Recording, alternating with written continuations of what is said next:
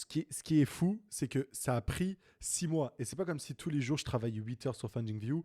J'ai, j'ai passé Noël avec de la famille. J'ai fêté le Nouvel An avec des amis. Enfin, j'étais dehors le jour du Nouvel An avec des amis. Je jouais au paddle carrément. Donc, je me suis pas enlevé un peu on va dire, ces petits plaisirs de la vie, les trucs comme ça où tout le monde va vous dire ah là là, il faut être lock-in, faut faire ça 8 heures par jour.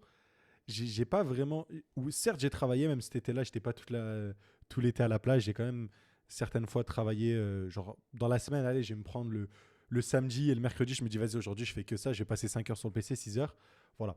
Et donc, en faisant des efforts chaque jour, en essayant d'améliorer, vous avez un produit ou un site, un truc qui vous tient à cœur, un problème que vous avez besoin de résoudre. Moi, c'était celui de farmer passivement les pertes d'ex et sans perdre d'argent. Et tous les jours, vous travaillez dessus. Et au bout de 6 mois, en fait, les efforts, eh ben, ils se compoundent, ils s'accumulent et ça fait un résultat qui est quand même énorme. Que ce soit en termes là, du site, comment il a évolué, en termes du nombre de personnes qui sont abonnés sur mon compte Twitter, ce genre de choses, le nombre de personnes qui sont venues me contacter, me partager des trucs. Et c'est cet effet-là, en fait, on n'arrive pas à le voir à l'instant T. On est souvent tenté d'abandonner au bout d'une semaine, 2 semaines et tout. Alors qu'en fait, si on se laisse, et bien sûr, il faut quand même travailler de manière continuelle, on se laisse 6 mois, un an, ça peut aller très très loin et plus loin que ce qu'on a.